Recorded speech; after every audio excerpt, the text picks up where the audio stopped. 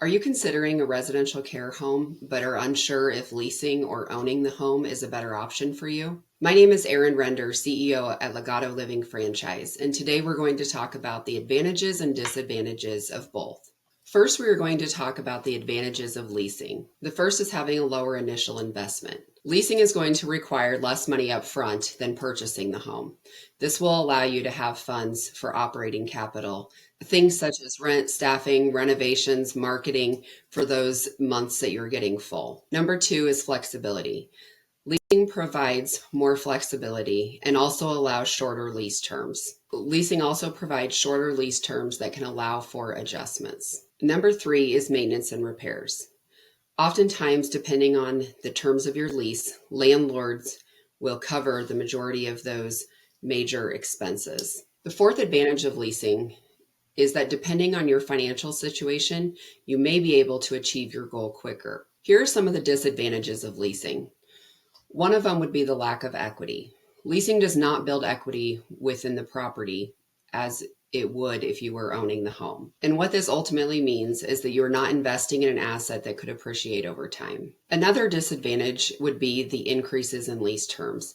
Typically, these increase each year.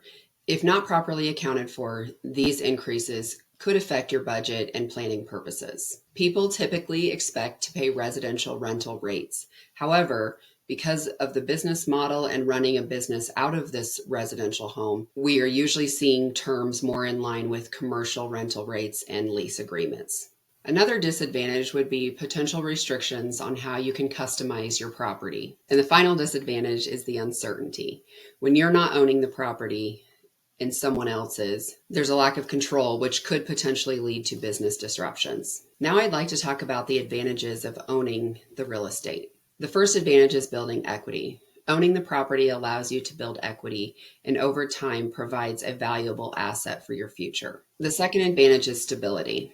Ownership offers long-term stability. It eliminates the risk of potentially losing the property at the end of the lease terms. Another advantage is the future income. At some point, you may no longer wish to operate the business, but over time, you will have built an asset that you can then lease to a new owner. Renting to a new business owner is a great way to generate income and a great retirement plan. This is exactly how I was able to become a business owner early in my career. I was able to rent the properties back from the former owner and then purchase them over time. The fourth advantage of ownership is that these properties qualify for SBA loans.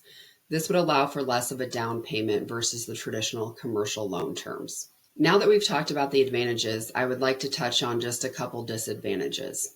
The first being the higher initial investment. The purchasing of the property is going to require a lot of cash up front, not only for the down payment, potential closing costs, but the renovations that are needed to get the home ready for licensure. Another disadvantage is potential maintenance and repairs. Keep in mind that these homes are heavily used and we always have to keep them in great working condition. Since cost is always the biggest question, I wanted to touch on something that we discussed earlier. We typically are seeing 1% of total project cost as the rental rate that's set.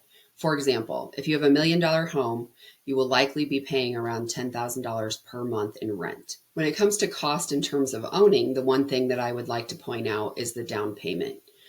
You will typically need about 20 to 30% down on the purchase of a home, although going the SBA route can potentially decrease that amount. Some other things to consider would be the property taxes and insurance that will need to be paid. In conclusion, no matter which route you choose to go, you will need to take into consideration operational cost. You are going to be responsible for furniture, fixtures, equipment, and making sure that staff and bills can be paid while you are filling your home. If you would like to discuss these options or any additional questions, please reach out to franchise.legatoliving.com.